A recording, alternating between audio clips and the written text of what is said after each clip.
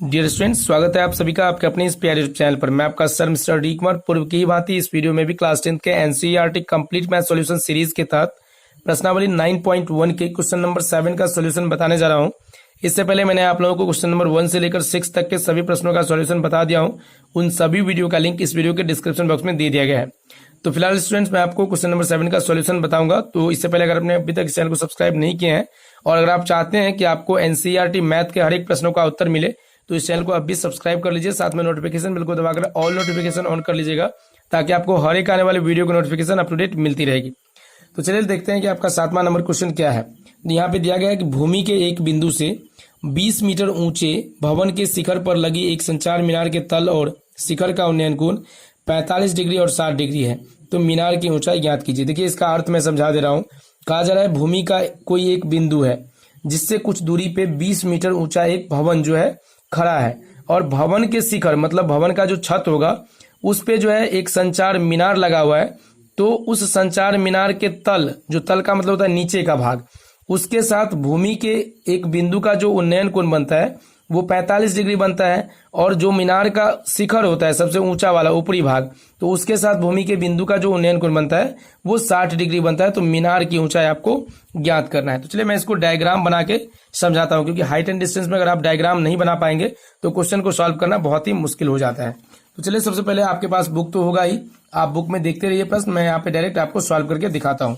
तो यहाँ पे क्या कहा गया है कि यहाँ पे कोई एक भवन है। सबसे पहले हम भवन सपोज कर लेते हैं कि ये एक भवन है जिसकी ऊंचाई 20 मीटर है। अब यहाँ पे कहा गया कि भवन पे कोई एक संचार मीनार खड़ा किया गया है। ये जो है कोई एक संचार मीनार हम ले लेते हैं, इसको मान लेते हैं ये संचार मीनार AB है और भवन की ऊंचाई BC मान लेते हैं। कोई जब अब सपोज कीजिए भवन जो होगा वो तो ऑब्वियस है कि भूमि पे ही होगा और भूमि पे ही कोई एक पॉइंट हम ले लेते हैं यहाँ पे जो भवन की कुछ दूरी पे है जिसकी लंबाई नहीं दी गई है। तो इसको इसके बीच जो है एक क्षैतिज रेखा बनेगी इस तरह से। अब क्या कह रहा है कि यहाँ पे जो BC आपका भवन है, तो BC जो आपका भवन है, तो भवन पे जो ये मीनार है संचार मीनार AB, तो AB का तल मतलब नीचे के भाग के साथ जो इसकी इस पॉइंट का उन्नयन कोण बनेगा ये 45 डिग्री बन रहा है।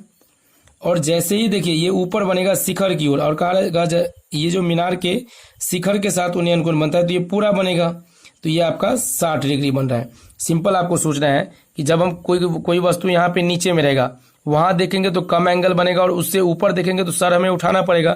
तो सर जब उठाएंगे तो उसमें एंगल क्या हो जाएगा, बढ़ जाएगा। तो ये आपका टोटल जो एंगल बनेगा ऊपर वाले के लिए A के लिए 60 डिग्री और B के लिए जो बनेगा वो 45 डिग्री। तो इसको हम ABC मान लिए और इसको हम D मान लेते हैं। अब जो है प्रश्न को हम सॉल्व करते हैं। तो सबसे पहले हम मान लेते हैं जो माने हैं। माना कि भवन BC है, माना कि भवन BC तथा संचार मीनार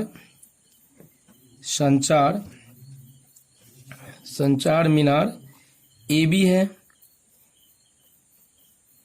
है, ये हो गया।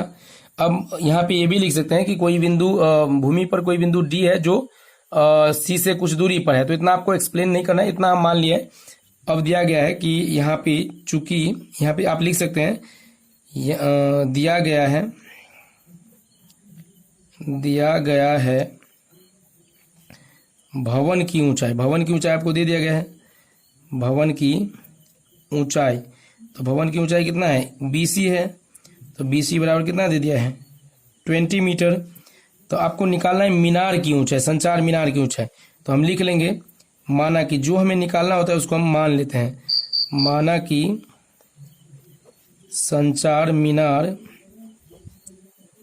की ऊंचाई बराबर AB ही मान लेते हैं, या इसको आप X भी मान सकते हैं। अगर सपोज कीजिए AB मतलब AB बराबर हम X ही मान लेते हैं, X मीटर। तो X का जो मान आएगा वही आपका संचार मीनार का मान हो जाएगा। तो X मीटर ही हम सपोज कर लेते हैं। अब देखिए आपका दो ट्रायंगल बन रहा है एंगल के सापेक्ष।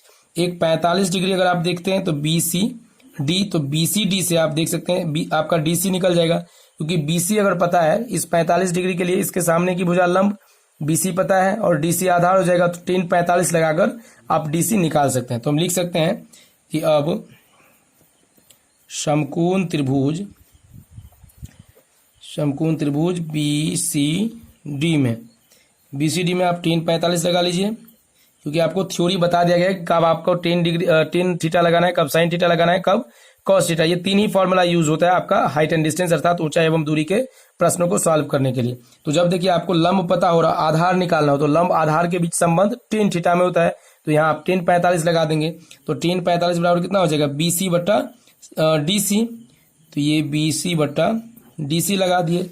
अब यहाँ से आपको पता है टेन 45 का मान 1 होता है और BC 20 दे दिया गया है बट्टा DC। तो यहाँ से आपका DC भी क्या आ जाएगा, DC भी 20 मीटर ही आएगा। जब आप क्रॉस मल्टीप्लीकेशन करके सॉल्व करेंगे तो DC भी 20 मीटर।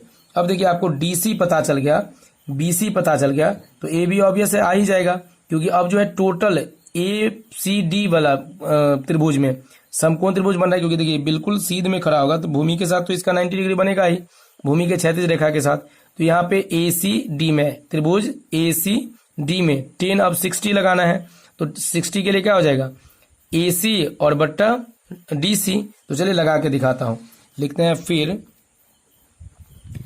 समकोण त्रिभुज